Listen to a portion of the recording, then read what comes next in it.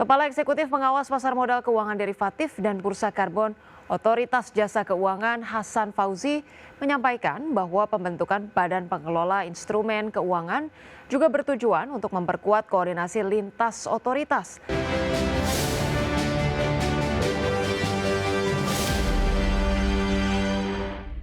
Pemirsa, Otoritas Jasa Keuangan menyatakan pemerintah saat ini tengah menyiapkan pembentukan Badan Pengelola Instrumen Keuangan.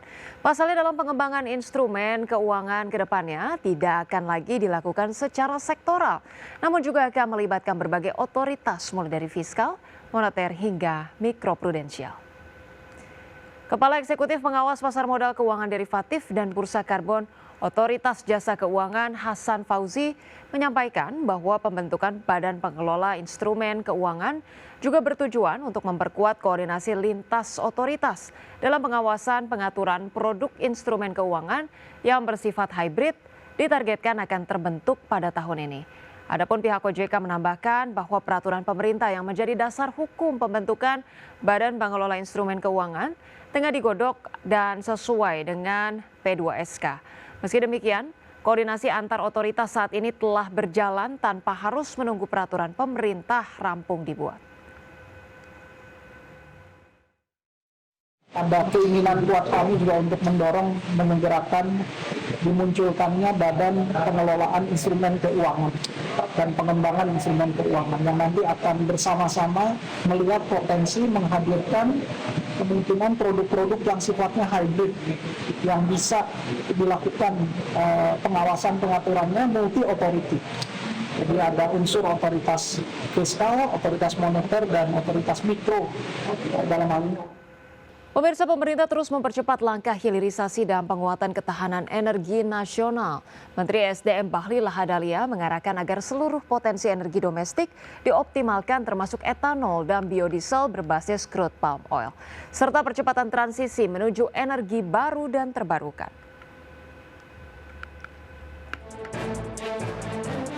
Menteri Energi dan Sumber Daya Mineral Bahlil Lahadalia menjelaskan bahwa perkembangan program hilirisasi menjadi salah satu prioritas pemerintah.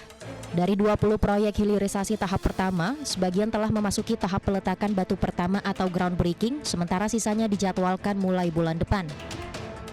Selain hilirisasi, Bahlil menyampaikan terkait dengan pengembangan energi alternatif sebagai bagian dari upaya menuju ketahanan dan swasembada energi. Menurut Bahlil, Presiden Prabowo mengarahkan agar seluruh potensi energi domestik dioptimalkan, termasuk etanol dan biodiesel berbasis crude palm oil, serta percepatan transisi menuju energi baru dan terbarukan.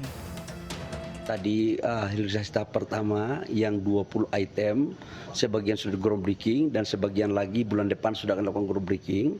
Kemudian kita tambah lagi ada 13 item hilirisasi yang total investasinya kurang lebih sekitar 239 triliun dan akan kita bahas finalisasi.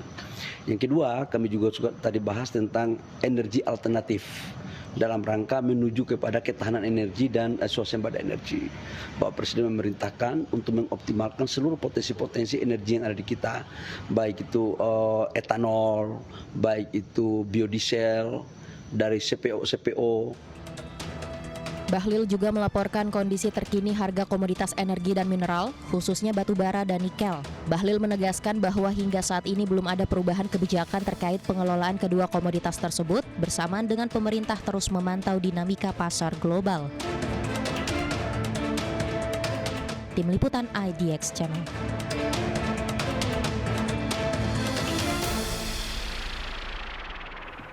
Pemirsa, emiten jasa keuangan PT MNC Capital Indonesia (TBK) mencatatkan kinerja positif sepanjang tahun 2025 dengan pertumbuhan laba bersih yang signifikan. Kinerja ini didorong oleh kontribusi bisnis digital, perbankan, dan pasar modal di tengah penguatan ekosistem keuangan terintegrasi. PT MNC Capital Indonesia (TBK) mencatat laba bersih sebesar Rp277,9 miliar pada tahun 2025 dengan pertumbuhan 130,1% secara tahunan yang didorong oleh kinerja anak usaha dan ekspansi bisnis terintegrasi. PT MNC Capital Indonesia (TBK) mencatat pendapatan konsolidasi sebesar Rp3,8 triliun pada 2025 dengan pertumbuhan 16,2% dibandingkan tahun sebelumnya yang didukung oleh berbagai segmen bisnis.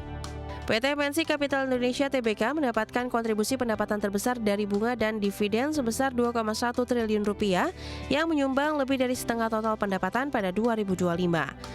PT MNC Capital Indonesia Tbk meningkatkan pendapatan digital menjadi 393,5 miliar rupiah dengan pertumbuhan 28,8% seiring meningkatnya adopsi layanan keuangan berbasis teknologi. PT MNC Capital Indonesia Tbk mencatat pertumbuhan pendapatan pasar modal sebesar 69,1% menjadi 355,8 miliar rupiah, serta pembiayaan syariah menjadi 41,4 miliar rupiah pada 2025. PT MNC Capital Indonesia Tbk memiliki total aset sebesar 29 triliun rupiah dan liabilitas sebesar 23,6 triliun rupiah pada akhir 2025 yang menunjukkan penguatan struktur keuangan perusahaan. PT MNC Capital Indonesia Tbk mengembangkan ekosistem keuangan digital terintegrasi melalui sinergi antara anak usaha untuk mendorong pertumbuhan bisnis berkelanjutan di masa depan. Berbagai sumber, IDEX Channel. Pemirsa, Bidang Pariwisata PT Pembangunan Jaya Ancol Tbk menargetkan kunjungan sebesar 580.000 pengunjung pada periode libur Lebaran 2026. Target ini diharapkan untuk dapat menjadi pendorong kinerja bisnis pariwisata di tengah momentum libur panjang. PT Pembangunan Jaya Ancol Tbk menargetkan kunjungan sebesar 580.000 pengunjung selama periode libur Lebaran 2026 yang berlangsung dalam 2 pekan untuk mendorong pendapatan perusahaan. PT Pembangunan Jaya Ancol Tbk menetapkan periode libur Lebaran pada 19 Maret hingga 5 April 2026 sebagai momentum utama untuk menarik kunjungan wisatawan ke kawasan Ancol. PT Pembangunan Jaya Ancol Tbk menyiapkan berbagai program dan atraksi wisata untuk meningkatkan minat pengunjung selama musim libur panjang. Langkah ini dilakukan untuk meningkatkan daya tarik destinasi rekreasi. PT Pembangunan Jaya Ancol Tbk mengandalkan unit bisnis rekreasi sebagai kontributor utama pendapatan melalui penjualan tiket dan layanan wisata di kawasan Ancol. PT Pembangunan Jaya Ancol Tbk menargetkan total kunjungan hingga 9,5 juta hingga 9,59 juta pengunjung sepanjang 2026 dengan didukung berbagai program promosi dan pengembangan kawasan. PT Pembangunan Jaya Ancol Tbk mengoptimalkan penyelenggaraan event dan peningkatan kualitas wahana untuk meningkatkan pengalaman pengunjung di kawasan wisata. PT Pembangunan Jaya Ancol Tbk mendorong pertumbuhan bisnis pariwisata melalui peningkatan jumlah kunjungan dan penguatan daya tarik destinasi untuk menjaga kinerja perusahaan. Berbagai sumber, IDEX Channel. Pemirsa, lonjakan harga minyak dunia akibat konflik geopolitik berpotensi menambah tekanan terhadap APBN. Pemerintah diminta perlu segera menyiapkan kebijakan antisipatif agar dampak konflik geopolitik tidak mengguncang ekonomi domestik. Lonjakan harga minyak dunia akibat konflik geopolitik berpotensi menambah tekanan terhadap APBN. Menurut Kepala Pusat Makroekonomi dan Keuangan Indef, Rizal Taufikur Rahman, semakin lama konflik antara Amerika Serikat dan Israel melawan Iran berlangsung, tekanan terhadap APBN Indonesia akan semakin besar. Dalam skenario ringan, subsidi energi pemerintah Indonesia diperkirakan dapat membengkak hingga 215,3 triliun imbas kenaikan harga minyak dunia. Rizal menilai pemerintah perlu segera menyiapkan kebijakan antisipatif agar dampak konflik geopolitik tidak mengguncang ekonomi domestik. Terdapat 2 kebijakan utama yang dapat dilakukan pemerintah, yakni penurunan pajak penjualan bahan bakar minyak sehingga sebagian kenaikan harga energi dapat ditanggung oleh pemerintah dan memastikan agar dampak kenaikan harga energi tidak sepenuhnya dibebankan kepada masyarakat. Setiap 10 US dollar pemerintah harus siap atau juga beban subsidi kita ber-25 triliun. Tidak dilakukan kebijakan antisipatif, nah itu lebih besar lagi. Jadi 1 US dollar per barrel naik, ya, maka beban subsidinya akan makin tambah lagi di angka 5,3 triliun rupiah. Nah untuk itu maka seyogianya harus kebijakan antisipatif. Harga minyak dunia kembali menguat pada perdagangan Kamis pagi.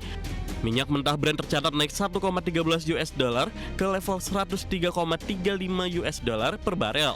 Sementara minyak mentah West Texas Intermediate atau WTI menguat 1,08 US dollar ke level 91,40 US dollar per barel. Jakarta, Tim Liputan IDX Channel.